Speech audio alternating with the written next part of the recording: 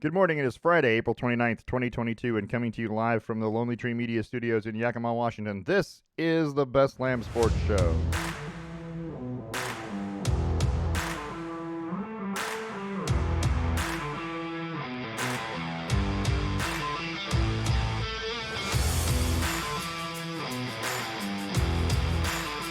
I do like the longer intro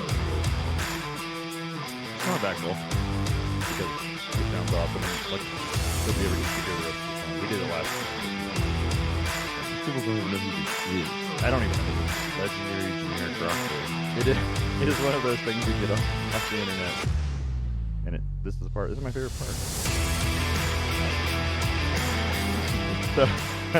So I'm your host, David Lamb. With me is my son, Parker. Say hello, Parker. Hello, Parker. Hey, what happened? Hold on. Whoa. Someone with the applause thing. And everyone was paying very good attention. I am clearly firing at the same time. Stagehand. Yeah. I'm with the. What do you call the guys? What do you call the guy that comes out and does the applause, hits the applause sign and pumps up the crowd and does all that kind of stuff? You know, there's always someone standing there going Is like, he a hype man? yeah, I don't know. They gotta have a name for it in the broadcast industry, don't they? I mean, they have a name for everybody. I feel like hype man's a inappropriate person, but I don't know. Like, Yeah. there's stagehand was probably not inaccurate. I He know. probably does more than just those two things. In the sports world, it would definitely be a hype guy, but in maybe just in regular, like in TV show broadcasting, probably not called that, but there's probably a name for that guy. Bob. Bob. We call that guy Bob. Talk to Teddy over there. He's gonna watch him for the cues. I'll Anyways, let you know. we're streaming on YouTube. We're on Twitter at Lamb Sports, on Facebook under the Best Lamb Sports Show, and you can send us an email, lambsports@gmail.com. Please check out the webpage. You can find links to the past shows and the current trivia question on the website on www.lambsports.com. Does anybody ever say www anymore? Is that a thing? Do you have to say it? I mean, No. it goes without saying, right? You don't even have to type it. Right. I mean, that's what I'm saying. It's weird that we went from, never mind. Anyway. That's Anyway. That's an interesting side rant. That's all. We'll save What that. happened to the WWW? We'll save. Pretty sure that's a Seinfeld episode. On their comeback, their reboot. I would love to see a Seinfeld episode where like George and Jerry just kind of thrust into 2022. All right. And they're just confused by things that aren't things anymore. Right. 20 years later, here's what happened. I think George would be angrier than ever. They should do a Seinfeld movie, just one, and set in the current, Yeah. 20 years in the future. Here's what you missed. So the NBA. I didn't even start with that. The NBA. We'll start with that. Okay, fine. The NBA playoffs, right? NBA playoffs. First round's almost over. We've got second round matchups already that are going to start. I think that starts on Saturday. But anyway, we'll talk about that here in a little bit. NHL regular season's winding down. This is the last weekend. I think they play through Saturday or Sunday, the last games. Most teams have one game left. But the playoffs are about to start. That's right around the corner. NFL draft was yesterday. The first round was yesterday. Started yesterday in Las Vegas. We're going to talk about the first round draft picks, some of them anyway, not all of them, but we'll talk about some of them. And of course, how they were dressed, which is always important because It's probably the most important thing. how come you can't have an award show or a big thing like a draft without having a red carpet? And why is that a thing? When did the NFL draft become the Oscars? And is my question. But whatever. I just think that it's too neat of a thing. Like it's too unique of a moment to not want to capture in a billion photographs. A billion. There are a billion. I mean, all right. A lot of photographers out there. Yeah, and it's not like it's a new thing. I mean, it's been going on for 20-something years, maybe 30 years that this has been a big deal. But before, I mean, it wasn't that big a fashion show statement thing. Well, before that, it was 32 team GMs sitting in a very, very smoky room. Yeah. Yelling at each other. I mean, the way football should be. The way football should be. Some really thick glasses and A lot of tweed, So elbow patches and elbow patches, and everything. yeah. Um, that was a '70s draft right there. That's what I just said. So in my head, that's what I was thinking. Kind of like this yellow tint Right, to everything. very '70s draft. That '70s draft. Yeah, draft. Formula One had a rain soaked event in Italy this past weekend, which was actually pretty interesting. The NCAA is going to get a new president. We have all that stuff. We're going to talk about a lot of that and more things. But first, of course, we're going to. You know what? If I could get things organized. First, this first segment of the show is brought to you by The Range. The Range is Central Washington's premier indoor shooting destination. If you haven't checked out The Range, go to therangellc.com. You can find all the training, membership, and VIP information and opportunities. You can go check out their calendar of events under the Events tab. And then you can find a complete schedule of classes and activities for the month. You can enroll most of those events and training online with a few simple clicks. Open Tuesday through Saturday from 10 to 7, Sunday 11 to 5. Go see our friends at The Range, 1701 Garrettson Lane in Yakima. Phone number is 509-571-1449. And make sure you mention the Best Lamb Sports Show. The Range, educate, equip, and empower. So playoffs are happening, I guess is the best way I can say it. Ongoing. Yes, And it's exciting. It has been pretty, I don't know. I haven't been super excited by all of it. A couple of series there were some unexpected wins, but for the most part, you know, there hasn't been any like back and forth nail biter series. Games have been fairly good, but I mean, I don't know. Maybe it's just But me. it's stretched out. That some of these series have gone longer than they should have. Yeah, that's what I. So they're stretched out, and Toron- that's what you weren't expecting. you weren't expecting, I don't think, New Orleans to win 2 games against Phoenix. You weren't expecting a 6-game series in New Orleans. You weren't No. expecting a 6-game series in Toronto. Toronto. Well, I mean, that's a 4-5 matchup. But still, you knew that Philadelphia was better than Toronto. You just felt there was a big drop between yeah. 4 and 5. Right, right. And now you did expect maybe Dallas Utah to be one of those games. You did, Those and series. that kind of lived up to what it was supposed to be. And man, I don't. That the end of last night's game was where Dallas clinched it was wild. Yeah. But it's not like Utah didn't have their chances. You can't walk away from that. They didn't get an opportunity. Yeah, and you had every opportunity to win that at home. Yeah. You know, so there's no real good excuse. Yeah. But kind of the story of Utah's season, to be honest with you, is that they were good but not good enough, and that's what winds you up in that 5th spot, and it's a terrible place to be, by the way. They are regular season champs. They play really well during the regular season, but then they just kind of don't quite cut it in the postseason. Yeah. And then, of course, the Memphis-Minnesota series. I didn't expect Minnesota to be that big a challenge for Memphis, but clearly Memphis was struggling. They needed everything John Morant had to win the last game. Game 6 is tonight at 6 o'clock on ESPN if you want to watch that. And it has been a pretty good series, actually.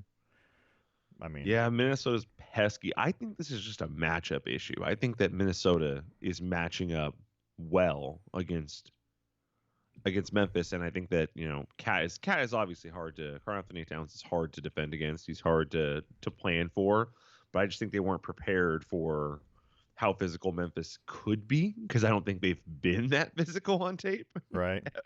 So I think they're a little shocked by it, but I mean, I think that they're up. Memphis is up 3-2. I think they're going to finish it tonight, and they'll be fine. Yeah.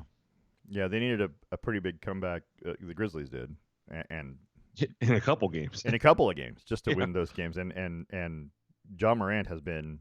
If you haven't watched him play, he is exciting. He is a really good basketball player, and for a little guy, I don't know, what is he? 6'2", 6'3", 6'1"? I don't know. Anyway, I don't know. I don't know how tall he is, but he's not that tall. He looks tiny out there. You know, he's skinny. I think he's 6'3", but he is really slight. But he's quick, and he goes to the basket, and he's not afraid to drive, and he hits all of the shots you'd want him to hit. I think he's a really fantastic player. In the last game, 30 points, 13 rebounds, 9 assists, just 1 assist away from a triple double, and you just couldn't stop him.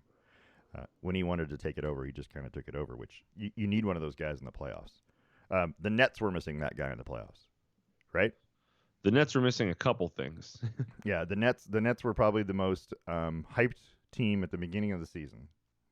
because of their quote unquote um, their big three or whatever you want to call it. They had it set up right. This was going to be their year, and Right. and then there were some injuries, quite a few. That's what happens to every team that we end up talking about at the end of the season, going they disappointed you because mostly it's injuries, but some of that was off court things.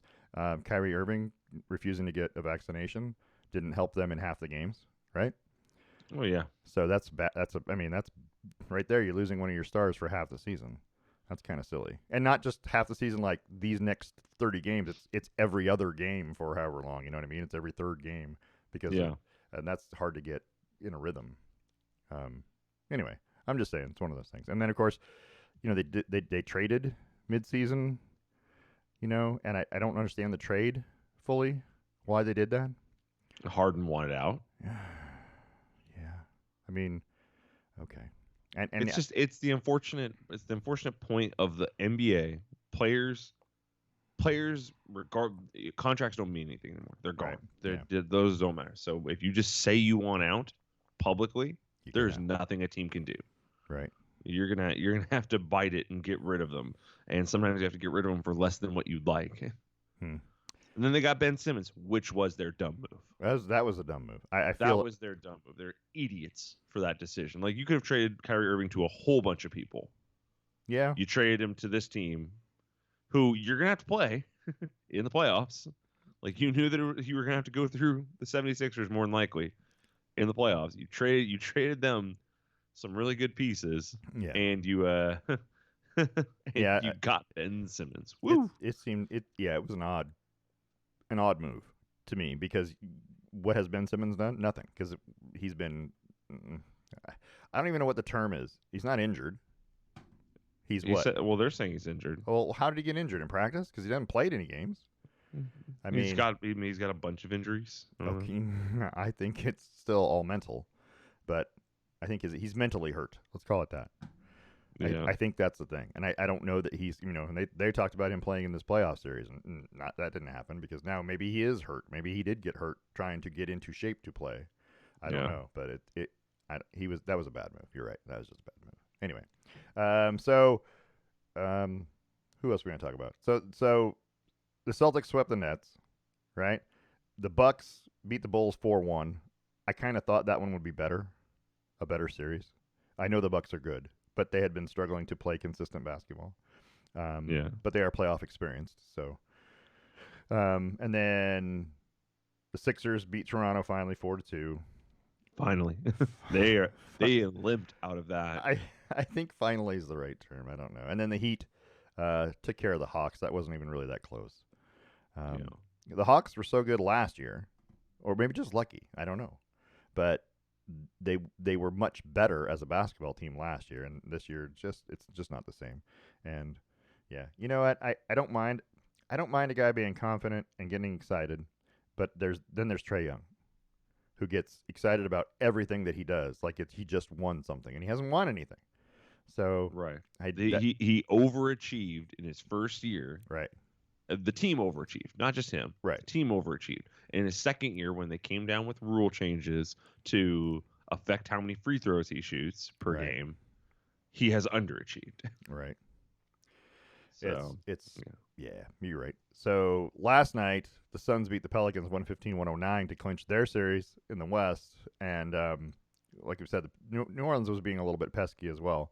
But they have talent. New Orleans has a lot of young talent. So they're going to be good at some point, I think. But anyway, I don't know how you can root for the Suns now. I don't know, but Chris Paul was 14 of 14 from the field. That's pretty impressive. 33 points, 5 boards, 8 assists. I don't know.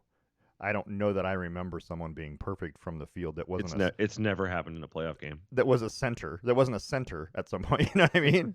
Who dunked every basketball? Well, being fair, it's not like Chris Paul takes a whole lot of 30-footers. No, he does. They're all from 15 or less. He does go to the basket a lot. And the other thing that they don't do in the NBA, by the way, if you go up for a shot and you miss it, but you get fouled, they don't count that as a field goal attempt, which is interesting to me. So. He missed shots. They were, if you get fouled on the shot, it doesn't count. So right. I find that to be an interesting way of doing things. I mean, sometimes your shot's affected by the foul, and sometimes it's not. And sometimes you drew it. Yeah, sometimes you just made a bat. You threw the ball up into the air, knowing or trying to draw the foul, and you were never going to make that shot anyway. But anyway, that's neither here nor there, I guess. So, and then the Mavericks took care of the Jazz 98-96 also last night. They're into the second round. And Golden State on Wednesday night beat the Nuggets to win their series 4-1. I still say watch out for Golden State. If they're hot, they could win this whole West pretty easily, I think. I mean, I don't know.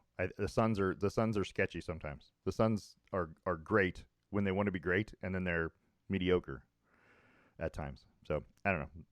If Chris Paul's going to hit 14 of 14, they're going to win every game, but that's not going to happen. Yeah, but eventually they're going to play not eventually, next round. Next round, they're going to play a substantially better team. Yeah, and we'll see how that goes. Yeah, that will be an interesting series between Phoenix and Dallas. Yeah, that's going to be a much better matchup, something to watch. And can Phoenix shut down Luka Doncic, because it doesn't seem like anybody can really do that. So. No, it's the league's not. The league isn't designed to allow you to. Right. Like if you try and shut down Luka Doncic, he has to miss. Is the first thing. He has to have a cold day, and then beyond that, you have to have a particularly.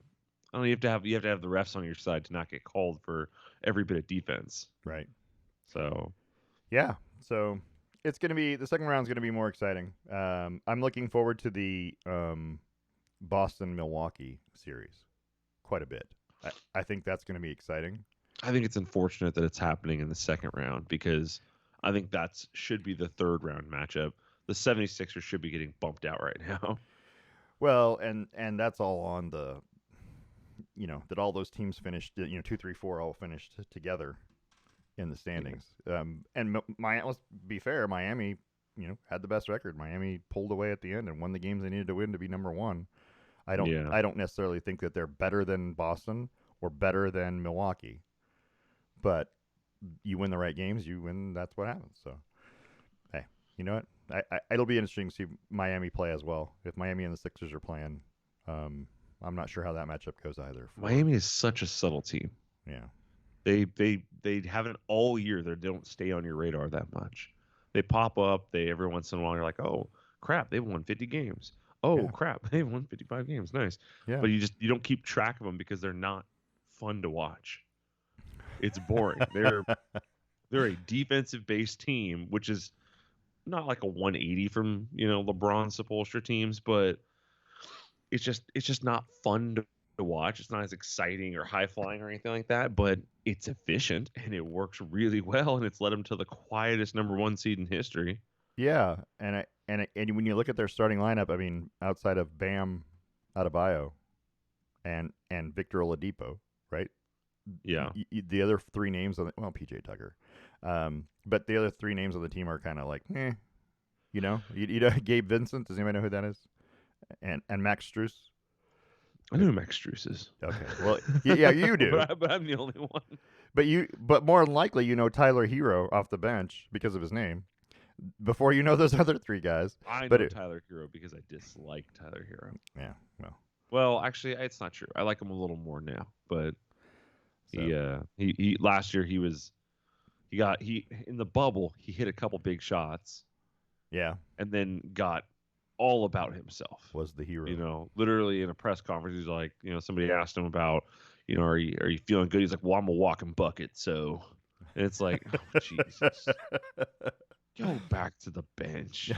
But then last year he was better. Like he was more cool, more collected. I think somebody had to check him and go, dude, settle down. You scored 18 points in a game once. Here's the deal. I get up in the morning and I piss excellence. It's kind of how he was acting for a little stretch. It was pretty brutal to watch. Yeah.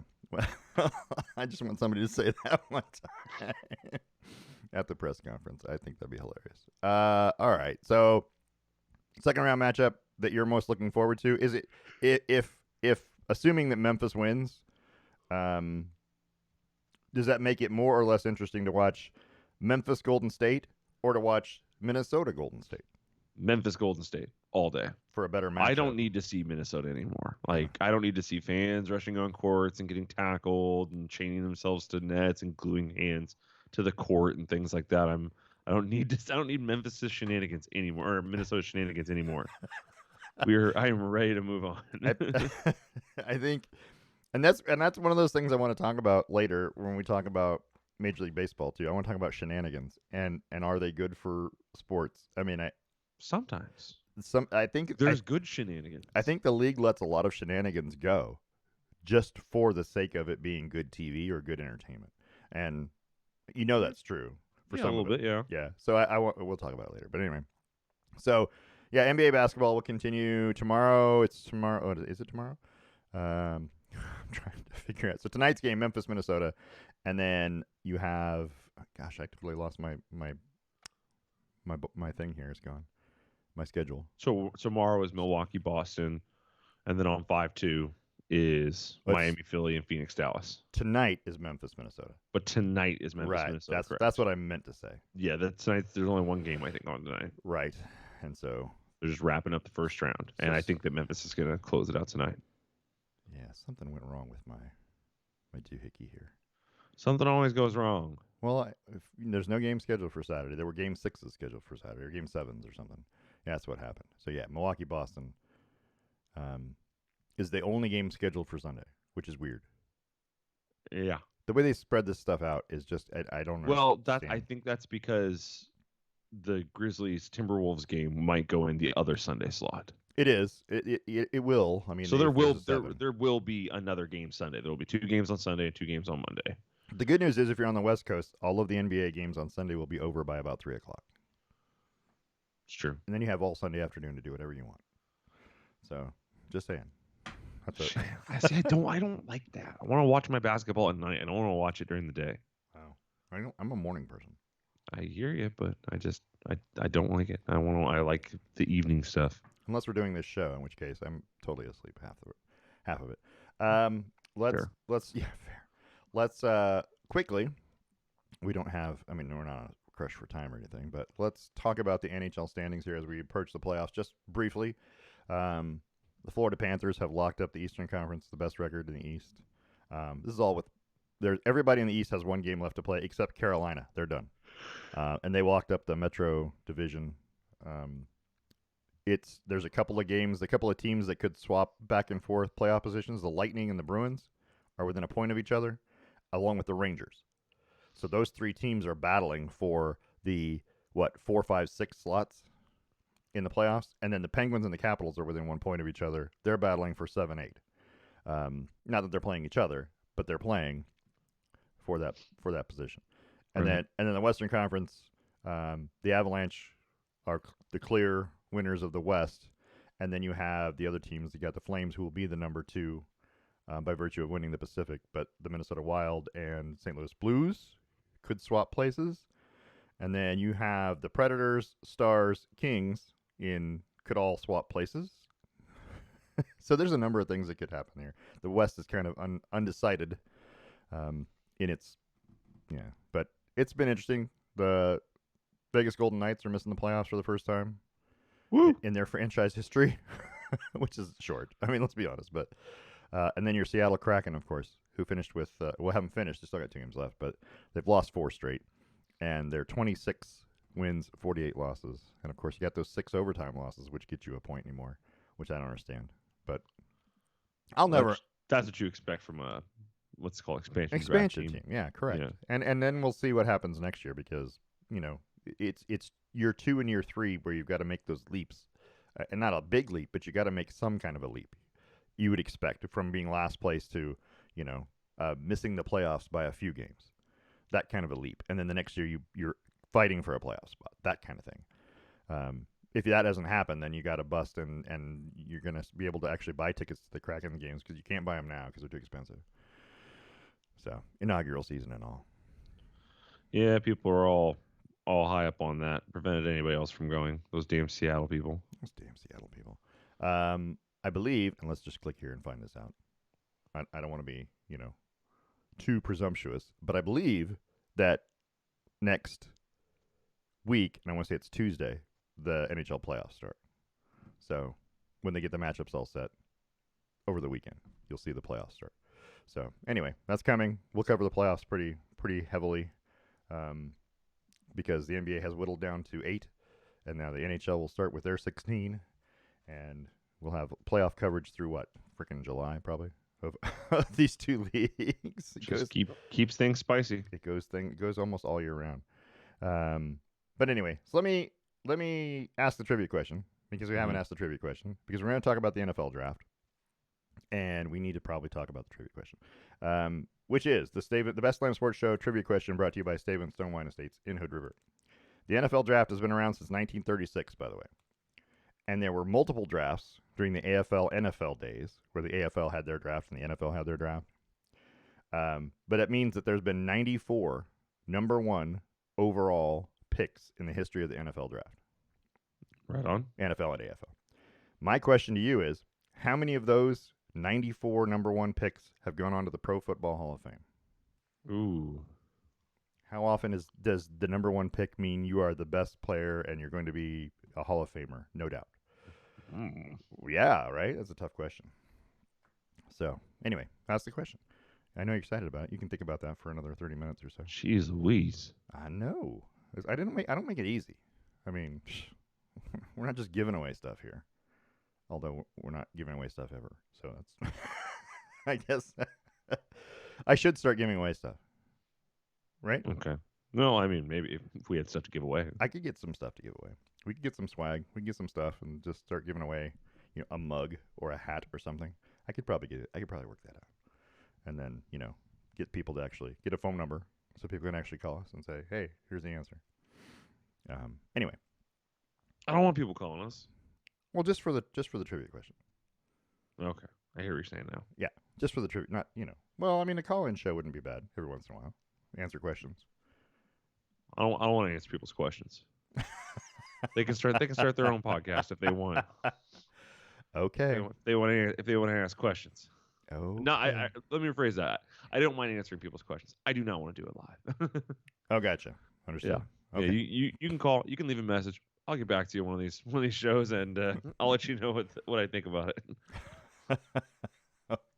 Okay. Alrighty then. Second half of the show is brought to you by Boss Kitty Hand-Dyed Yarns. So Boss Kitty's moved. It's on YouTube now, and they have a Patreon page that you can go to, and you can subscribe and do all kinds of things. But you can subscribe to their channel on YouTube and watch all their shows on YouTube live. Anyway, you can also go to BossKittyShop.com, get your kitty glitter yarn, soft, sparkly, out of this world. They also have the hairball, mohair, and anyway, they got lots of stuff. Go on to Boss Kitty. Go on to BossKittyShop. I'm going to go into it. BossKittyShop.com. If you're looking for a gift, you can get them a Boss Kitty Shop virtual gift card and let them pick it out themselves. That's Boss Kitty Hand-Dyed Yarns. Yarn so boss you'll knit your pants. Anyway, check them out on YouTube. And yeah, that's where they've moved to. They used to be on Twitch, but apparently that platform has become untenable. So untenable. Yeah, that's a good word. The word of the day, untenable. So you like that one? It's interesting. It's an interesting. This is not the right picture, by the way. This is not what I meant to have happen. So we're gonna go here because I got the things out of order. That was last week's, by the way, thing. So anyway, let's talk about the Formula One. Oh, let's talk about Timbers. That's right. Timbers is first. Anyway, the Portland Timbers tied Real Salt Lake 0-0 on Saturday. Portland leads the MLS, by the way, in ties with 5. So if you're tired of people tying in soccer, in any sport, don't watch the Timbers because that's what they do. They're 2-5-2. 2 wins, 5 ties, and 2 losses, which is exactly 500 after 9 games of the season. Currently tied for 8th in the West with Nashville with 11 points. I don't know. I like watching soccer, and I like watching the Timbers play, but I don't it's hard to watch a team that doesn't score, right? Yeah. Because all their games are either 1-0, 1-1, or 0-0.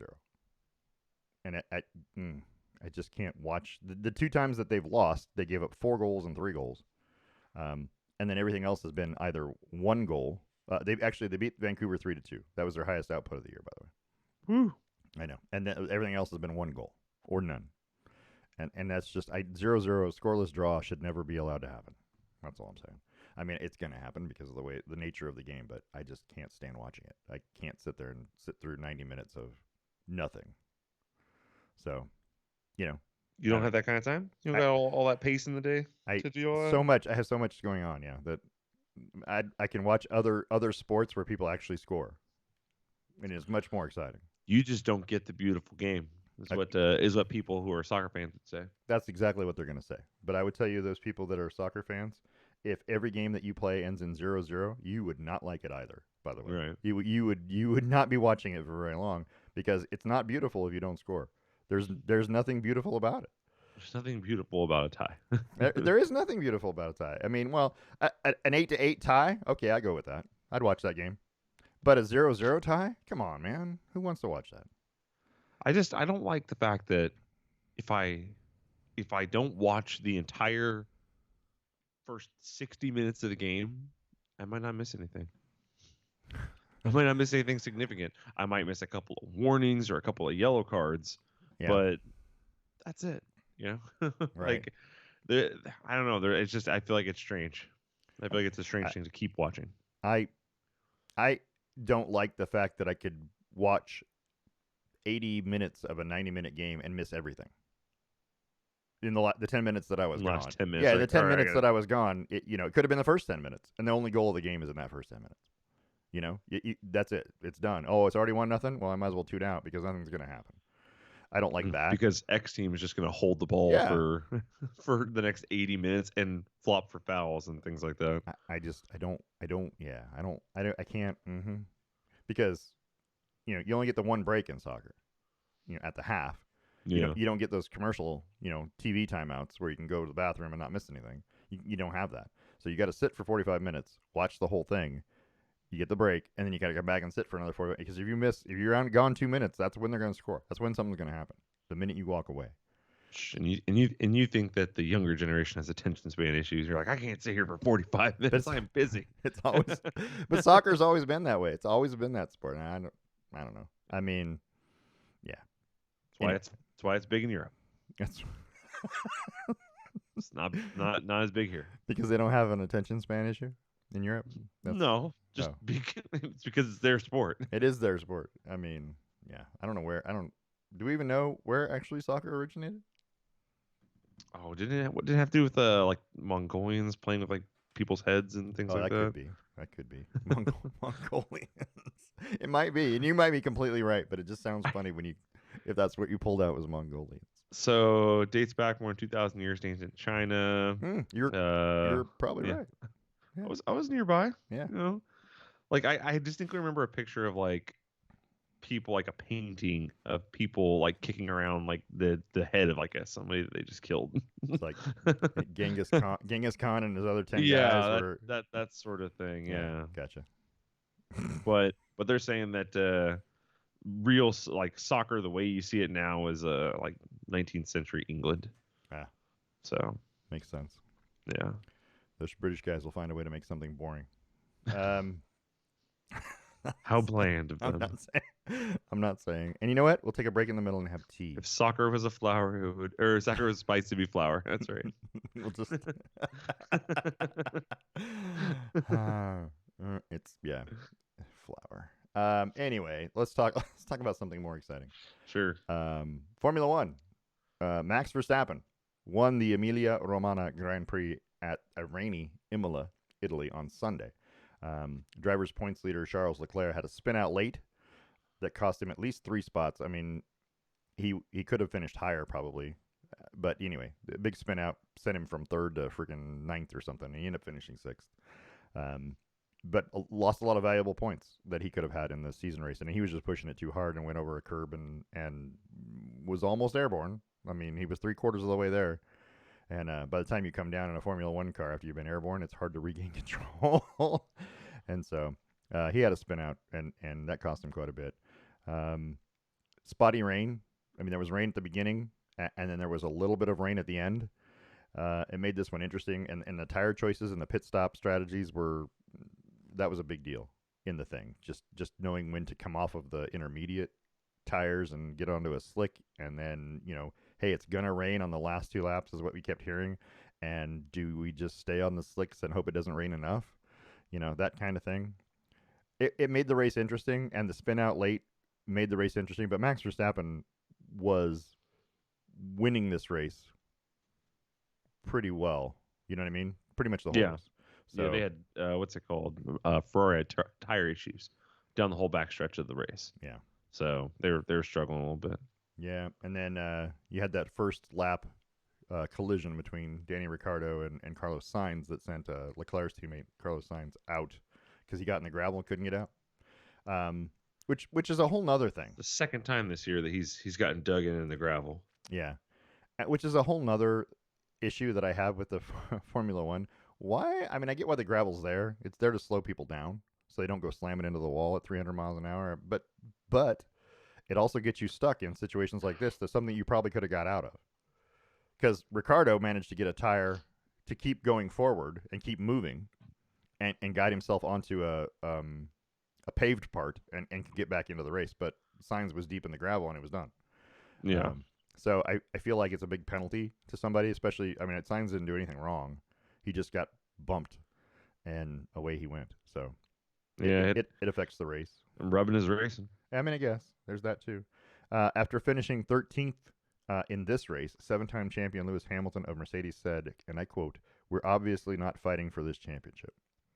Now, it seems like a very pessimistic attitude and yet realistic at the same time. And consistent with his attitude all season. Yeah, but I mean, it's way too early to be saying you're not going to do something. There could be something that happens, but I mean, Well, I know how he they're feels. saying that he's 2 races away from being incapable of catching the other people if they continue on their trajectory. So if they continue to finish around 1 and 2, even if he squeezes up there and grabs a couple ones and things like that, and they're always at 2, 3, right? He won't be able to win it. Yeah, I feel like we're 4 races in. Was it 4? 5? 4? 4? I think we're 4 races in, and of a 20-something race season, and to say that we're out is, I mean, okay. Well, George Russell's not out. George Russell's not out. So Lewis Hamilton's just talking about him and his little group. And that begs the question: is why is your teammate better than you? What's wrong with your car, or is it you? What's the deal, and why is that happening? And is Mercedes involved in that? Are they making George Russell their number one, knowing that Lewis Hamilton's getting close to retirement at some point? I would doubt to say that they're making George Russell their number one. I doubt to say that that's the way they're thinking about that. But right now, he's managed to finish better, and so for this season, he's the priority because he has the best shot at it. He still has a realistic shot at it. Lewis Hamilton's hill is very steep. It's true. So I'd say to say that he's their number one means he's their number one for this year, because he's closer. Yeah. So Russell's 4th in the standings right now. The team Mercedes is in 3rd in the constructor, just behind Red Bull and Ferrari. Or not in that order. Ferrari and Red Bull. Sorry. No, it is Red Bull's in front still now, isn't it? I can't remember. Red Bulls have more team finishes because Sainz has gone out of 2 races. Anyway, so next race is in Miami a week from Sunday. And that starts at 12:30 Pacific time on ESPN. Woo. So afternoon races. Something you can watch. Again, it'll be over with through. I like watching my races in the evening. Blah, blah, blah, blah, blah. I heard that somewhere. I will take watching them at 12:30 versus 5 a.m. It is better. Might as well be the evening. It is. I would just rather watch it at 5 than 12:30. It is better. You're not wrong. The European schedule and even worse, the Middle Eastern schedule. It is really hard on us watching it out here. But hey, whatever. I just have the problem that if I don't watch it live, there is a chance that I won't watch it. That's what happened. So I didn't watch this race live. I went back and watched highlights because I didn't watch it live. I found out who won because social media is what it is. Yep. And then I was like, well, I don't really. I looked to see if there was anything dramatically exciting that happened. Nope. It's like, really. all right, moving on. Yeah, and that's the other thing is you gotta turn off all your dang notifications if you want to be not get a spoiler alert sometime during the day, which is really terrible. And even then, you're still liable to get one. Yeah, or someone's liable to walk up to you and tell you, which is even worse. Let's talk about the NFL draft. Okie dokers. Started yesterday. First round was yesterday in Las Vegas. continues through Saturday. So today and tomorrow are the rest of it. I think what there's rounds 2 and 3 today, and then everything else is on Saturday. Yeah. I feel like they do it backwards. I'm gonna start there by saying you should get less time in the first round than you do in the last round. You need more time in the seventh round to figure out who you're gonna pick than you do in the first round. I think. I mean, what am I wrong? Because the stars are already there; they're on the board. You know who those guys are. You're gonna take one of them, right? We really don't need that full amount of time. We need more time in round 6 to figure out who we're gonna take because I don't know who these guys are. I mean, they do, but not so much. So I'm just saying. I feel like it's backwards in terms of time. They spend a lot. All you end up doing is they end up taking all of their time waiting for someone to offer them a trade, right? Offer them something, and then they take whoever, so the first round takes forever because they have all this time and they don't do anything with it. Nobody just comes right out and picks it. So Yeah. Well, I mean, it's your moment. Build a little hype. I guess Build a little suspense. What's the point of just run right in? and I feel like this is part of the broadcast. This is part of the entertainment of it. Is that the broadcast people? It gives them time to talk about whatever. So I think that's kind of built in. They're probably telling those teams, do not just come out and draft. Don't not in the first second. Don't hand them an envelope. Right. Wait 5 minutes so that we can talk about whatever. I don't like it, but I mean that's just what I think. I think they probably do it backwards. Anyway, there's my rant for the day. Well, that's number 2 probably. Gotcha. Georgia defensive end Trayvon Walker was the number 1 overall by the Jacksonville Jaguars. Do you like that pick at number 1? I don't get it. Okay. I don't understand. I mean, just comparing him and we'll say Kayvon, just who I don't think was worthy of number 1. Just comparing those two, Kayvon played in one more game over a 3-year career, and Kayvon is sitting on 60 more tackles, 2 more forced fumbles, 4 more passes defended, sitting on 10 more sacks, almost 9.5. Right. Like 50 more solo tackles. But without the supporting cast that Walker has. Right, without the supporting cast while being routinely double teamed. Right. Like I am just confused as to why that was. I mean, maybe they're saying it's a fit thing. I guess I don't know. And like I said, I don't think Kayvon was the number 1, but I definitely don't think Trayvon was a top 10 pick. Yeah, he's gifted. He's got size. He's got speed. There's no doubt about it. He'll be able to play NFL football, but that's the kind of things that you and I would measure, comparatively to another guy, right? And it doesn't seem to matter. It seems like, oh, well, if you have one great season at the right time, then, and your team wins the title and now you're the guy. But the problem is he didn't have that great of a season, In his final year, he played 13 games. Kayvon played 10. He amassed 33 total tackles. Kayvon had 49 in 3 less games. Right. He managed to have 6 sacks. Kayvon had 1 more in 3 less games. He had 2 forced fumbles, and Kayvon didn't have any, so I'll give him that. But he had 1 pass defended. Kayvon had 2. So it was strange. Like I didn't understand the pick. It's that. Aiden Hutchinson had an immensely better season. Oh, absolutely, absolutely. Numbers wise, yeah, and there's no doubt. However, even then, I mean, again, I still think Kayvon should have been the number 1. Kayvon's stats are all better in 3 years than Aiden's were in 4. It's that national title that does that. For some reason, you win the national title if you're part of that. Gets you a little bit of shine. Yeah, exactly. He played in more games in the spotlight, so people saw him more. That's number 1. Because the biggest game of Kayvon's season, he didn't even play in. The Ohio State game, he didn't even play. And that would have been his chance to shine in front of everyone, national TV, and that didn't happen. So, yeah I'm just saying, there's the TV spotlight thing. If you perform well at the right time and your team is really good and you get a chance to play more in front of, bigger TV audiences, then people see that. And you're playing on the East Coast as opposed to the West Coast when, the old farts that are deciding your future are still awake. That's part of it. So, everyone goes to sleep, at whatever time they get. Anyway, West Coast. I just don't understand. It doesn't. I mean, at the end of the, you can say what you want about voters and pollsters and things like that, but the people who scout NFL drafts, those are professionals. Right. They don't give a crap about the East Coast West Coast time frame. That's not preventing them from finding any information. That's not preventing them from watching any game film or any tape. Those people's Correct. jobs are to now analyze the best pick, and somehow they walked away with this guy. So either they know something that I haven't managed to see, Right. which I'm going to assume they do. They have to, right? Otherwise, they're idiots. Maybe. Otherwise, they're drafting Ben Simmons with the number 1 overall Woohoo. and thinking that's the right idea. But so they have to know something. But elsewise, no. And I think it was a bad pick. Number 1. I wouldn't have taken this guy in the top 10. He definitely would have been somewhere around 10 to 15, but not a top 10 pick. So Michigan defensive end Aiden Hutchinson, who we talked about just a minute ago, went number 2 to Detroit. Statistically, much better.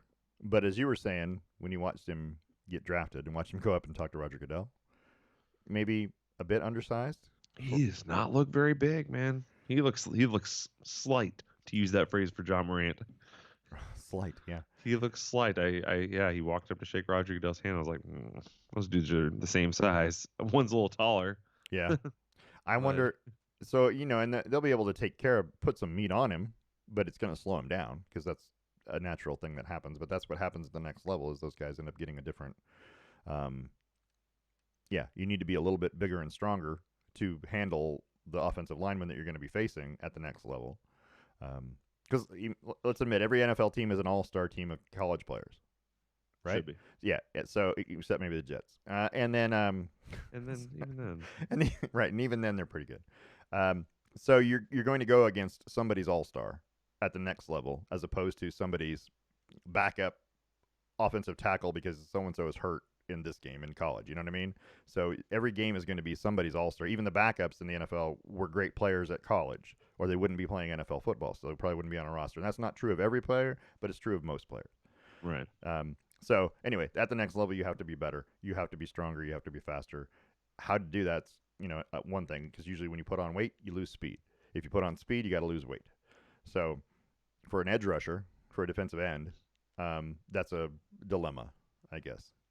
Is it better to be faster and lighter, or is it better to be stronger, right, and be able to shed blocks? It's hard to say. I think in his instance, he's not a speed rusher like Kayvon is. He's more towards the power rusher side. So putting on weight would not be too much of an issue. I think for him, it was always more about good technique than it was about actual size. So, but at the next level, the guys you're playing against have the best technique in the world. So right. Yeah, it becomes a new, different level. All right, so we'll find out. LSU cornerback Derek Stingley Jr. Goes number 3 to Houston. I don't have any problem with that pick. I think it's a good pick. I think Houston's a team that is going to be interesting next season. They played well this year, to be honest with you. I thought pretty good considering they didn't have a quarterback. I mean, they did, but I thought Houston was better than I thought they would be. And I think they could be good next year with the right mix of people. There was so much hanging over their head with the freaking Deshaun Watson thing that now that that's gone, gives them a chance to breathe and focus on other things and not have to talk about that at every press conference. Yeah, a lot less to worry about, that's for sure. Yeah, but Derek Stingley's a good pick. He's a good player. I don't have any issues with him being in a top 5. Any thoughts on Derek Stingley? Okay, all right. It's all right. It's an all right pick. I mean, they could have easily bumped him down. Sure. A spot. But let's also talk about the fact that I don't think this draft is super talent heavy. I think it's a little light. Yeah. I don't think you're going to get as many 10-year NFL players out of this draft as you would in any other draft. I mean, I just feel like it's a little light on people that are going to stick. So, but we're going to find out. I think Derek Stingley has a chance to do that. Cornerbacks in the NFL stay around for a while too. So if you're any kind of good and you can keep from getting injured, But and then Cincinnati with the number 4 takes Ahmad Gardner. I think the Jets. Sorry, I think that's a better pick. Gardner's pretty good. Yeah. Yeah, I would have taken him at 3, and I would have. I don't know if Stingley would have made it in the top 5, but he would have been just outside of it. Right. But I would have taken Sauce at 3. Yeah. So I'm behind on the pictures. My pictures are running a little bit late. There he is. Sauce. Yeah, I did like his chain that said Sauce, by the way. Yeah, it was clever. It was dripping. I didn't. We'll talk about the fashion in a minute. And then at number 5 with the Giants, See, and I have Evan Neal instead of Kayvon. What happened to my Kayvon picture? It's floating around somewhere. There he is. So Kayvon, Oregon's defensive end or edge rusher, call him what you want. They literally refer to him as edge rushers now, not defensive ends anymore. I think, which is kind of weird. Well, that's because of Von Miller. Because Von Miller's a linebacker who's an edge rusher. So Kayvon Thibodeau goes number 5 to the Giants, who also picked up Alabama offensive tackle Evan Neal at 7. I think that was a good haul for the Giants too, as they continue. They still don't have a quarterback. Well, You no, can say what you want about Daniel Jones, but but you could have all the pieces in there, and then you could probably put someone in there, and it might be better. I mean, maybe the offensive line is what they needed. It is one of those things they needed to address anyway. So the Evan Neal pickup is a good pickup. Thibodeau is going to be a really good defensive end. He's going to be a good rusher for you. I mean, there's no doubt about it. And I think that combined with, oh my gosh, now I don't have it up here. They drafted somebody last year. The Giants did. Now I can't remember.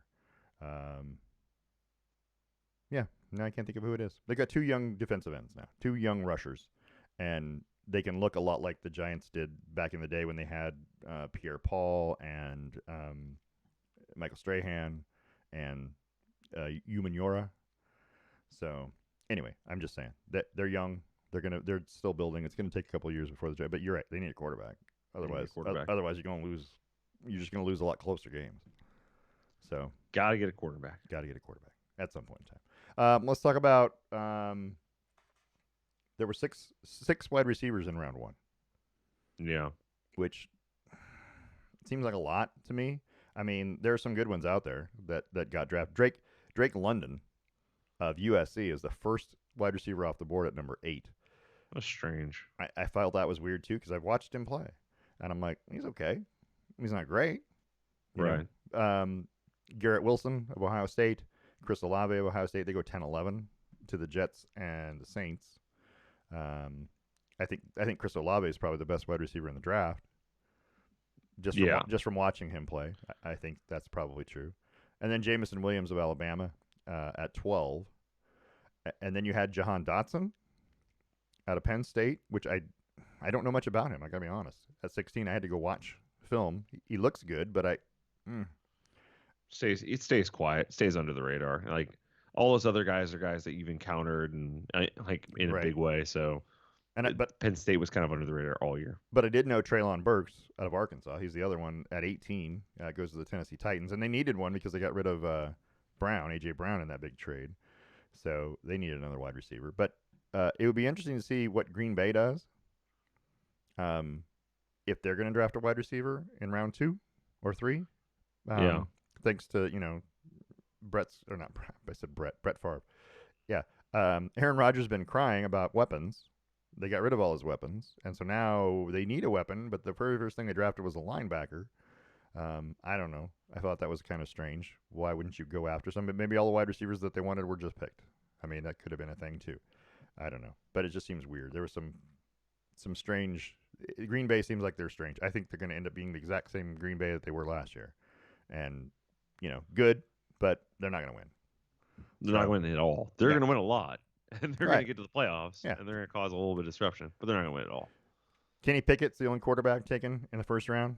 Goes to Pittsburgh, where he will supposedly battle with Mason Rudolph for the starting job. I kind of feel like they're just going to go with Pickett. They may not, but I would. I mean, if I was Pittsburgh needs something. And if the offensive line is healthy, you can still do that. Now, the end of Ben Roethlisberger's career, he had to adjust his whole world to get rid of the ball sooner because he couldn't get protected. He was having more pressures. So maybe that's not something you want to throw a rookie quarterback into until you fixed it. But if the offensive line is healthy, I think you go with a rookie if you're in that situation. But maybe Ben Roethlisberger wasn't as good at the end of his career. And that's true, too. And that's why he felt more pressure. He also didn't have the arm strength necessarily late to throw the ball deep. You know what I mean? So he was getting rid of the ball sooner on shorter patterns. They were doing that. Call it West Coast offense if you want, but it's the traditional quick hitting pass plays, screen passes and slants and things that are just, it's hard to stop in the NFL anymore. Yeah. teams that just throw the ball 3 yards and hope somebody breaks loose. So, which I don't know why most teams don't do that. I mean, you can almost always get 3 yards on a pass play, 4 yards. You just immediately, boom, quick throw if your receivers have hands. So, I don't know. Seems kind of weird. Anyway, the only other Pac-12 players drafted after Thibodeau and London were Trent McDuffie, went to Kansas City, cornerback at 21 out of Washington, and Devin Lloyd, inside linebacker, went to Jacksonville. He's out of Utah. So there's your Pac-12 update. Devin Lloyd's going to be the most underrated pick of this draft. He could be. He's really good. On defense, he's going to be probably one of the better players that comes out of this whole thing. I think he'll probably need to get a little bigger as well. But he's fast. He can cover. I think he's a good pickup. But yeah, you're right. He could be the most underrated one. Second round. So people that didn't get drafted, Malik Willis didn't get drafted, and is that a big deal or not? And everyone is talking about him like it's a big deal, and I don't know. It is because of how the second round starts. Tampa Bay starts it off. They don't need a quarterback. Minnesota's next. They don't need a quarterback. Tennessee's next. They don't need a quarterback. Right. Then you get the Giants, Houston, and the Jets. The Jets don't need one. Houston and the Giants could both make a move, but I don't foresee it. I think the Giants are still committed to Daniel Jones for next year. Then Chicago, who doesn't need one, and then Seattle. Seattle has 2 picks in a row. Right. They need one. They need a quarterback because Drew Lock ain't it. So right. I think he'll be gone within the first 10 of the second round. He could be. And Mel Kiper listed him as number 2 of the best available. He cost $2 million less in the second round than he does in the first round. Absolutely, that's a big deal right there. There are some big names still. Desmond Ridder also. Matt Corral, those other quarterbacks that were talked about. Sam Howell. If Desmond Ridder doesn't get drafted like in the top 4 in the next 2 rounds, I would not be surprised. Yeah. I can see a lot of these quarterbacks honestly falling. It's just a weak quarterback down. year. Next year there's going to be much better quarterbacks. Yeah, it is. It is. It's going to be that way. There's still a couple of running backs there in the draft that are, Breece Hall out of Iowa State, Kenneth Walker out of Michigan State. Those guys are pretty good running backs, and somebody's going to pick them up because you can always use running backs because they always seem to be hurt in the NFL anymore. Just saying. But anyway, there's a lot of good players still out there. It's just a matter of fitting into a system and being the right piece that fits. And you're going to hear a lot of names in the next 2 rounds, 3 rounds of guys you have no idea who these guys are. I mean, let's be honest. There's a lot of players that get drafted every year. You just go, But this year more than any, I think that I remember recently, this one's got a lot of no names in it. Guys that are probably going to be good, but you just have no idea who they were because they weren't really that good in college. I think that's going to be happening because it looks like a thin talent pool. Anyway, that's all. But anyway, there were also 5 offensive tackles and 5 defensive ends, 4 cornerbacks in the first round. Second round, like we said, starts today. There are still some ducks in the draft. Verone McKinley. He'll get picked up this round, I think. Anthony Brown. He will not. Devin Williams. Oh, he might. Right. Damn, he's a huge receiver. It's wide receiver heavy too. So I mean, people have been picking him up. If he's, I know I'm a Broncos fan here, but if he's still on the board when you get to 64, right? Like you might go get Russell Wilson an extra weapon, somebody really tall, somebody a la DK, right? and have him do some work. Yeah, I think he'll go in the 3rd round. Is my guess. Yeah, I'm looking at still all of Mel Kiper's best available. He's ranked them all for like the next however many guys there are, and Verone McKinley's at 88 of the best available left, which is pretty far down there. And then there's not another Oregon Duck. I mean, on his list. I'm sitting here still looking. I'm scrolling through it trying to find another Duck on his list, and I'm down in the 300s now. He doesn't have a lot of them, so that's okay. Yeah, but Devin Williams is at 297 as his next best available, 297. So he's way down the list. Anyway, I don't know how it's going to work out. You know who? BJ Baylor from EJ Baylor. from Yeah. Oregon State. I think someone's going to pick him up here pretty soon, and I think he's going to be a tremendous NFL running back. For having I watched him think play it'll in be tough college. to see. Yeah, I'm not sure because he had some really good moments, but he really only had 1 year of really good moments, and I Right. wonder where the hell did you come from? Just like a perfect storm of things allowed you to be successful, or seeing guys grind not only through success, but I see other guys do it consistently. I saw him do it for 1 year, and Right. I'm like, all right, where is Yeah. that all you got? Is that all you had in the tank? Did you just show out for 1 year to get drafted, your contract year, or Maybe. like I don't know. And I'm not sure about it. and CJ Verdell is out there still. I'm not sure he'll get drafted, but anyway. TJ Verdell, I don't know. He's got so many injury issues. Yeah, it's true. Well, let's talk about the fashion that was at the draft first of all. And there's a picture of Kayvon and his let's call it bedazzled suit. That's probably not the right word, but It's jeweled. it's jeweled. Looks It like is. looks like rubies. It does. It's interesting. It's not a bad look. If it was just a red trim, like a red satin trim around there, I would Yeah. probably like this outfit. I would probably, I wouldn't have gone with the jeweled look. But hey, that's just me. Other than that, it's black and white. You can't go wrong with a black and white tuxedo. You know, It's very interesting. dinner jacket. I don't think it's bad. No, it's not. Subtle. Yeah, it's not bad. And then there's there are others, and everyone was saying that this. Who is that? Everyone was saying that this was, and I can't remember now that I've put it up here. Everyone was saying that this was the best dressed player that showed up. Who's at, everyone? at the people that rank this kind of stuff.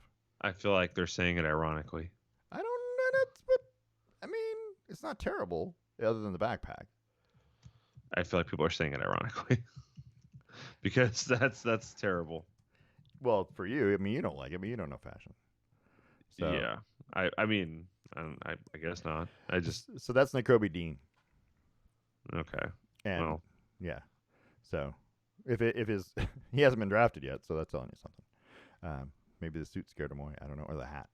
It's the backpack. I don't understand the backpack quite yet because there's like a thick strap and a thin strap, and I've never understood that. That doesn't make any sense. But whatever. the louder you have to dress at the draft, that means you're making up for your play. Maybe compensating. I don't know. I don't know what the thing is, but yeah. How do you feel about the gray and white suit? Strange, but not as offensive as the last one. He's wearing pearls. Or at least I think Strange, but not as offensive as the last one. I think they're pearls anyway. They look like I pearls. think it's not pearls. And then there's Sauce. There's your boy.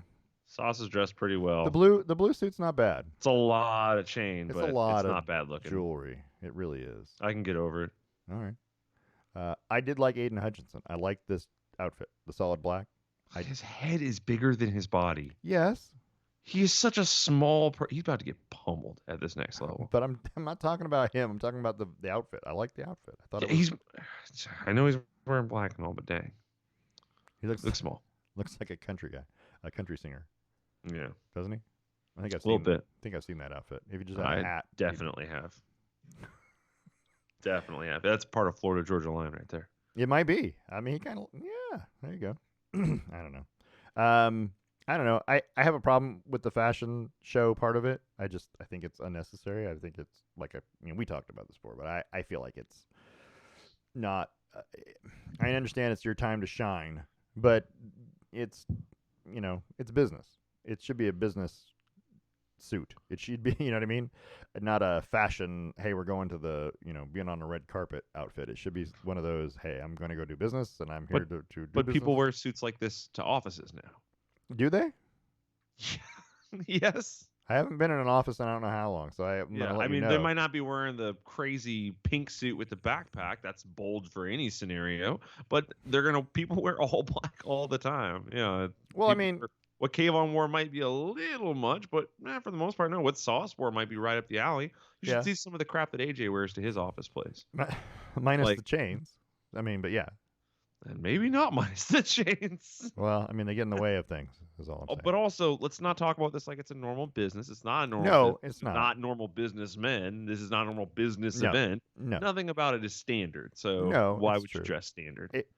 It just, I mean, Well, are they going to frown on me if I wear a sweatshirt and jeans to the draft? Is I that don't not know okay? Can you because not what's do his name? that? Baker Mayfield was drafted in jorts or not Baker. Yeah, Baker Mayfield was drafted in jorts and a white T-shirt, just Right? like Brett Favre was. I mean, If you're at the draft, yes, you probably have a certain expectation of looking nice. But if do, you're not at the draft, I don't think they give a crap what you wear. can anyone just go to the draft? If I was a potential draft pick, can I just go? No, you have to be invited. So it's invitation only, which means there's probably a dress code. There's probably a dress code, Which which all is these people they're all wearing it similar. They're all wearing oh yeah, suits, and I'm not and saying they so don't. they're all appearing to meet it. Yeah, You I'm know, not saying they don't qualify for the dress code. What I'm saying is the NFL has set this as a standard, probably, not the players. And the probably. players would probably not be wearing what they're wearing if the NFL didn't say you need to dress this way. That's what I'm getting. I don't know because I mean there would probably be one or two that were like whatever. I'll wear my joggers or whatever. But I'd be willing to bet most people are bringing their parents. They're dressing up That's true. because mom's not letting you go out of the house like that. You're not gonna get drafted in damn champion sweatpants. Well, I'm just saying that N'Kobe Dean probably has a pair of clean underwear in that backpack. If his mom 100%. had anything to do with it. So That's true. Toothbrush, clean underwear in the backpack. keep an extra pair of underwear. In Mom, the I don't want backpack. to carry anything in the Mom, backpack. Mom, It's for fashion. don't embarrass me at the draft, Mom. God. Anyway, I don't know. The backpack was a little much. I just feel like, but It was strange. I don't but mind the suit. I'm gonna tell you, I don't mind the suit. The more I look at it, it's the backpack that gets me. I'm like, I don't think that was necessary. What do you got in there? What are you carrying? I don't know. All right. What did you need to bring with you? What was so important? Well, the pants are tight, so you need the backpack to hold the wallet, the phone, and things Well, like that. that's So that true. way it doesn't look funky in pictures. That's probably true. I mean, Oh, now all of a sudden it's coming together. a book. He better have bought a book because he's now in the second round. And all of a sudden he's an innovator. He better. He's a trendsetter. Told me all along I could have worn a satchel. You should. I carried my phone like a dummy. I carry my backpack with me everywhere, but it's not fashionable. I mean, it's just a backpack. Anyway, all I right. think we should have a day where we go to our jobs dressed like we're going to the draft. You know what? We could. Just I can Wearing totally. an absolutely ridiculous, not ridiculous, but like over the top outfit for our thing I will have to go get a hat in order to make that happen. with a feather, probably. Well, I mean, if you're gonna Cam Newton it, for sure, maybe two. And anyway, it was interesting. The draft of the things are interesting. Let's talk about a couple more things before we go. That we wanted to touch on. Spring practices spring games. Sorry, college football spring games are pretty much all done. They pretty much played them all. It's something that I don't quite understand, and I probably never have. Other than to get a game atmosphere and get at the end of spring practice, you're putting everyone in a game situation and playing. But the rules during spring practice or during spring games are not the same in that you're not allowed to, number one, hit a quarterback. Yeah, so- but you're not allowed to do that in practice, anyways. But it's not a game situation if you're not allowed to hit a quarterback. If you're not allowed to go full speed at someone, you know what I mean? Because you're going to pull up. Knowing if you get a free breakaway at a quarterback, knowing that you have to pull up, you don't go full speed because you just don't. That's just part of the way it happens. You're breaking loose. Oh, now I can go hit it. I can't hit it. It isn't about the team. Right. So I just are you getting full? Are we seeing anything that and it's vanilla offenses because they don't want to show plays that they're going to run during the season in spring practice and give somebody else extra footage. It's all vanilla stuff. It's all. It isn't about the team. It's about the fans. It's about selling tickets for next year. Yeah. It's about building hype for next year. Hmm. That's why they always do some sort of autograph signing or some big meet and greet event. That's why you can go into the boxes when you don't normally get to go in them. It's to sell tickets for next year. I would suggest to the NCAA that you should allow a scrimmage game between two teams for spring, and let the teams play each other. You can set the scrimmage rules, and you can still have the no contact, and you can still have other things, but let two teams play against each other as a spring game, and you would sell tickets, and people would watch. Get the two local teams, Oregon State, play a spring game. Oh, I want teams to play that don't normally play. Well, I know, but you could do it easier this way. UCLA and USC. Oregon versus Seattle Seahawks. Well, you could do that. I want something that you wouldn't normally get to see. Like I That want would be it to be fun. very unusual. Except that the NFL has different schedule. They're not playing spring. I know, So but I'm just maybe saying that make it maybe fun. maybe the Oregon Ducks versus the Birmingham Stallions. Something like that. Yeah. Yeah. I don't know. Maybe I have them play a USFL team. Right. Speaking of the USFL, are you watching any? No, Yeah. still No. not. Yeah. Still No. not watching any. Yeah. No. Not me either. I just don't. It doesn't come on. There's playoff basketball on right now. Right. I care much more about it. And when I do have free time that I'm not watching playoff basketball, that's when I'm actually like cleaning the house and getting other stuff done. Right. USFL is not making me sit down and watch it. Well, for those of you who aren't watching, by virtue of their 34-3 win over the Tampa Bay Bandits last Sunday, the New Orleans Breakers are 2-0. So in case you want to know that, the Breakers are off to a hot start. The Birmingham Stallions also 2-0, although I'm going to put an asterisk next to the Birmingham Stallions because they're playing all of their games at home. Everybody's playing in Birmingham. So it's always but that means they're all living there. Yeah, but it's always a home game for everybody who's in Birmingham. The Birmingham fans are going to root for Birmingham no matter whether the away team or the home team. I mean, that's all I'm saying. Maybe. I mean, all 27 people that showed. You can root for any team. They're all right there. I mean, they're all the home team. You could. I mean, I'm just saying they're not all the home team though. There's no people. I've seen the pictures of the stadiums. No one's coming. No one's coming.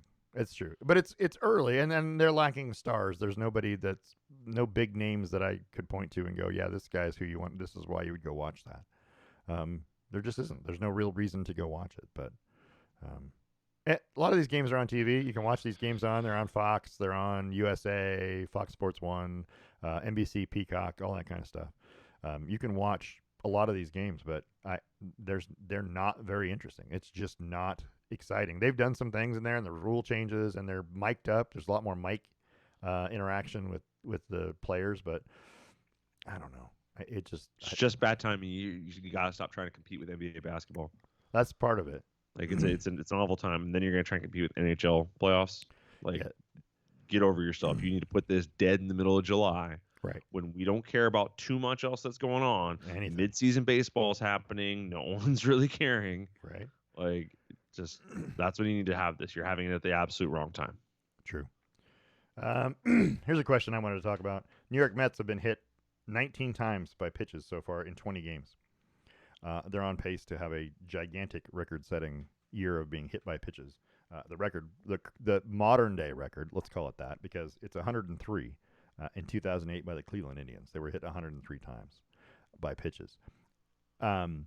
There is a higher record. It's like 260-something, but it was set in 1898 when I don't think any people knew how to pitch. Sensationalized. Yeah, so, but it's been happening a lot, and the retaliation and things that happen, you know what I mean? Because there's always going to be retaliation when someone gets thrown out high. And how should Major League Baseball have more strict penalties for people that intentionally throw at other players? And how do you determine it's intentional? Number two. And number three, do they care in that this is good TV to watch two teams have a bench clearing brawl? It's going to be on the news. Everyone's going to see it. It's not a freaking brawl. It's a bunch of hopped up white and Hispanic dudes shoving each other for 5 seconds and yelling Some things of and it then is. walking back to their bench. Every once in a while you'll get a batter throwing his helmet at a pitcher, and then they tackle each other only to be separated by a bunch of people yelling and shoving each other for a few seconds. Like, I mean, I want to see haymakers. I want to see people knocked out. I want to see ambulances coming on the field. Otherwise, it's not a brawl. well, And yes, they should absolutely penalize them more. It shouldn't matter your intention. Either you're a god-awful pitcher who needs to be accounted for because you keep hitting people with pitches. So let's say every 4 people you hit, you're suspended. that's not a bad idea. You're suspended a week. That's not a bad idea. That's going to force you to keep the ball down the center, right? Whether or not you meant to hit them or not, tough tits, man. Get better at the job.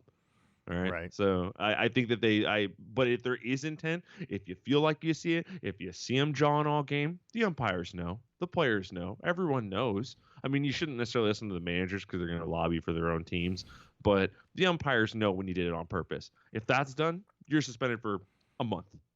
First offense. Second offense, you're suspended for a season. Like, and yes, you need to take control of it. You're throwing 90-mile-an-hour balls at people's heads. Right. Like, that's unacceptable behavior. How can they swing the bat at your head one time? See what happens? Like, I mean, we'll let you put a helmet on. Right. So how about that? Oh, that's the new rule. If you hit a batter, you get to put on the dumb helmet and they get to take a swing at your head. The dumb helmet. But, all I right. don't want them to take a base. I want them to take a swing at your head. Right. So we'll see how this works out. So either you knock them out and kill them, or they're going to knock you out and kill you. well, let's make it fair, exactly fair then, that the player gets to go get a ball and go 60 feet away and throw it at you. No, I don't want. Well, let's put their pitcher in and have them peg you. I don't want some outfielder who can only throw a 65-mile-an-hour. After getting pegged with a 90-mile-an-hour. I want it to be even. I would simmer down. I would tell you there are players playing Major League Baseball at positions that throw harder than pitchers throw, and they just aren't accurate. So if they miss, they pitch. just lose that. Yeah, well, but you get your chance. Here's your opportunity. Take a shot. Then let's guarantee it. We're gonna set you in the box. We're gonna turn on the shooting machine, a la Happy Gilmore, and we're gonna fire one at your chest. That would work. That's okay. Yeah, we can control the speed. I would watch. The aim. We'll I would watch that more I than think what it we would currently make baseball have. more exciting. There are a lot of things that would make baseball more exciting. That'd be an easy one. That'd be an easy one. But yeah, I think they should hold them more accountable. I think that people hitting pitches, or if you want to put someone on base, you can walk them. You can walk them intentionally. You don't have to go through all that. If you're going to hit somebody, you need to be held accountable for it. George Carlin used to say that if you wanted to make baseball more interesting, then if you get hit by the pitch, you're out. You're out. I like that. Your job is to hit the ball, not to stand there and get hit by the pitch. So you get two really accurate pitchers, and the game goes by really fast. Change the bat to a racket. Change the baseball to a tennis ball, and then have them just try and peg them with it. Right. Yeah. So anyway, I don't mind that. I think that'd be kind of cool. Anyway, that's a futuristic baseball world that we're talking about. But I think that some of this gets let go by Major League Baseball just because it makes for more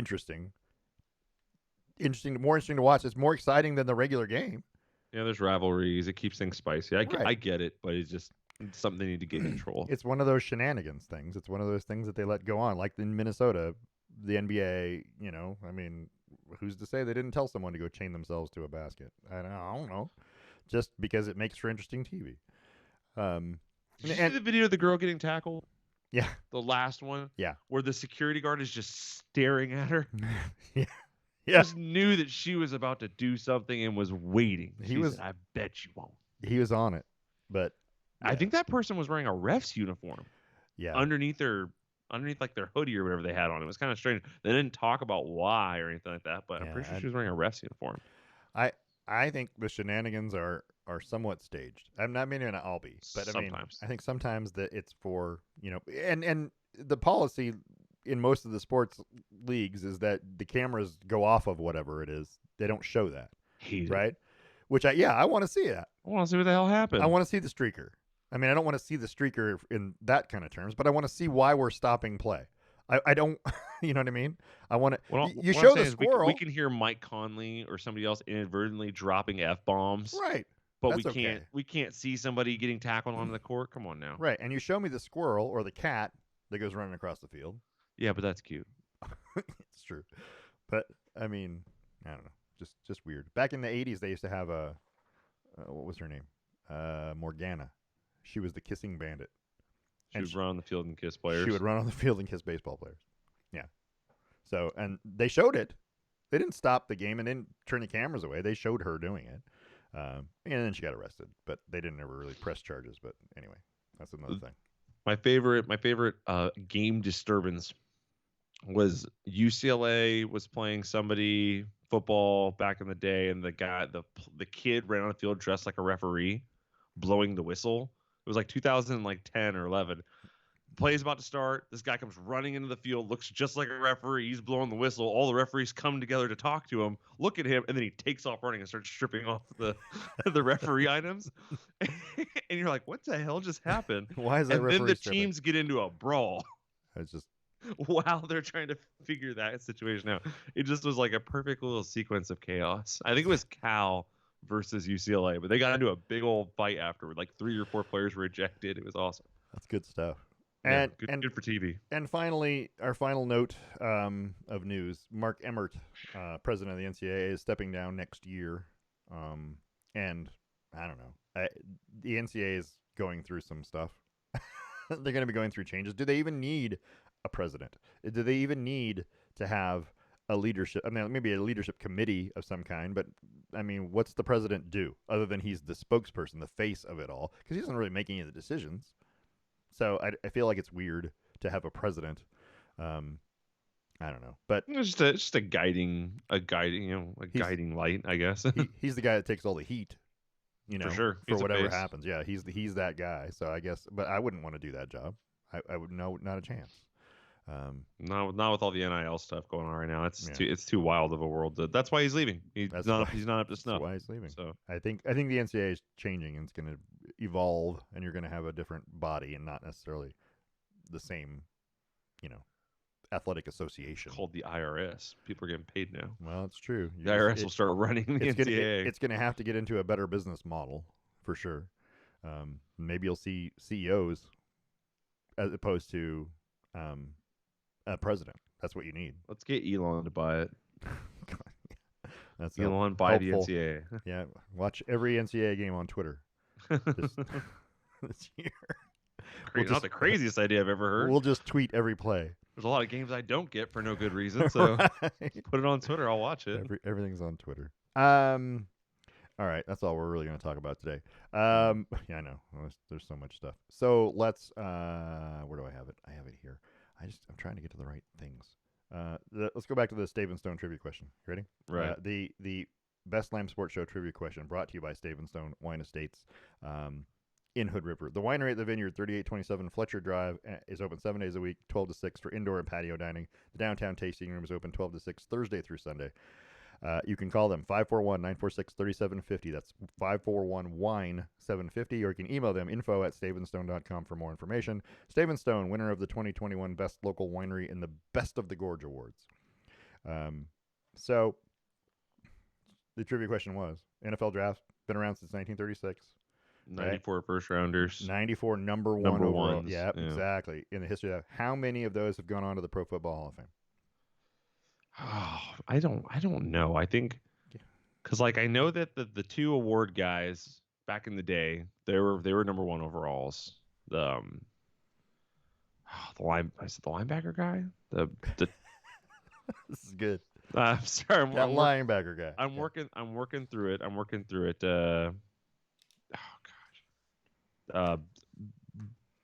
Barnerick. Bednarik? Yep, sure. Chuck that guy. Bednarik, yeah. Yes. Yeah. He's got an award named after him. Yeah. He was the number 1 overall. He I know was. that, and Yeah. I know he's in the Pro Football Hall of Fame. He has an Right. award named after him. And then there was another guy. There was at least one more other guy. I can't remember his name. I'm gonna forget it. I know OJ was. Yeah. OJ I know Simpson. Bradshaw was. Yeah, Terry Bradshaw. Nice. I know Elway was. Yeah, there's 3 good ones. I know Aikman was. Whoa, all right. No, and I know one more, and that's Bruce Smith. Bruce Smith, yeah. That's it. But I don't know how many total were in the Hall of Fame. I said how many total made the Pro Football Hall of Fame? That's the question. Oh, I just needed the total number. I just need the number. Yeah, I just need a number. I don't need to go all the guys. Just, let's go 12. it's 14. 11. No, 11. Oh, It's 14. 14 in the Pro Football Hall of Fame. And probably the only other really notable name that everyone would recognize is Earl Campbell, 1978. Oh yeah. Yeah, he was a number 1 overall pick, but only 14 Who times. is the guy I'm thinking of? The other award guy. The other award guy. So there's 2 guys who have awards named after them in college awards. Hold on. I've done this already once. So I'm gonna see it when I do it. Hold on. So you're talking about? Well, no, there isn't another one. Sorry. Number 1 to Hall of Fame football. Okay, here we go. There's no other guy, but you might be thinking about Paul Hornung. Paul Hornung. He doesn't have an award named after him, but Yeah, yes. he does. What? Yeah, Paul Hornung Award. There it is. Boom. For what? Crap. Hold on now. College Football Award that was created January 2010. Sportive. Wide receiver. What is it? Oh, it's for playing multiple positions on offense or multiple positions on defense, playing significant role on special teams, Okay. performing as a two-way player who either starts on offense or defense and is using the other side of the ball in some way. Basically, it has to do with multi-purpose weapons. Right. So, like the guys who have won it most recently were Devontae Smith, Jabril Peppers, Saquon Barkley, Rondale Moore, Christian McCaffrey. Okay. So All right. it's Tavon Austin back in the day. It's a little bit more obscure award. But it's an award I know. It's an award every year they talk about. You're Swiss, what's your it called? Swiss Your Army multi-tool knife. guy. Yeah. Okay. Because I remember the first time I heard about it was when they were talking about safety for LSU back in the day. Right. Honey Badger was his name. Yep. Tyrann Mathieu, because they were talking about him because of being a punt returner. Right. Okay. So All right. telling you, I know my awards apparently, but not my Hall of Famers. Paul. Yeah. Well, I mean, this is not exactly an easy one. Paul Hornung was close. Was at Notre Dame, and in 1956 he led the team in passing, rushing, scoring, kickoff returns, and punt returns, which is why that award is named for him, or that's the type of award it is, because he was a Swiss Army knife back in college. Sure. Yeah. And then he started playing quarterback when he got drafted for Green Bay, and then eventually moved into as a halfback. So nice. Yeah. But anyway, there you go. So. But yeah, I knew that guy. All right. Yeah, I could not remember his name. Right. I'm like, what is this dude? Right. What did I call the other guy? Ben Benarac or something like that. Benarac. I mean, Bednarik. But I get it. Close. That's close. You were in that ballpark. Yeah. Samsonite. Oh man, was I way off. His is a lineman award, right? Bednarik defense. It's like a defensive I think it's linebackers that get the Bednarik award. Don't quote me on that. Hold on. Now that you said it, I think. Yeah, he played linebacker. Yeah, you're right. Yeah. Good call. I'm pretty sure. Good call. Yeah. It's the best defensive player in college football is what it's actually given to. Oh, interesting. Yeah. So there you go. So it's the Heisman for defensive players. Okay. Heisman for defensive players. Right. Except unless you won the Heisman as a defensive player. Anyway, so that's all we have. That's all we have for today. You know what? Let's stop. That's fair. We talked about a lot of stuff. We'll be back next week on YouTube, right? We're on Twitter at Lamb Sports. We're on Facebook under the Best Lamb Sports Show. You can email us lambsports@gmail.com. And we want to, I don't have any music. Should we have some music? There you go. Anyway, you can email us lambsports@gmail.com. And like I said, we'll be back next week with the NBA and NHL playoffs. Not Formula One, because there isn't. But MLS soccer, we'll talk about the rest of the draft and any old NFL news now and then. We're going to give you another USFL update, whether you like it or not. Whether you're watching it or not, giving everybody a standing. Why not? Couldn't hurt. Right? We want to thank ESPN, Fox Sports, NBC, CBS Sports, the NFL,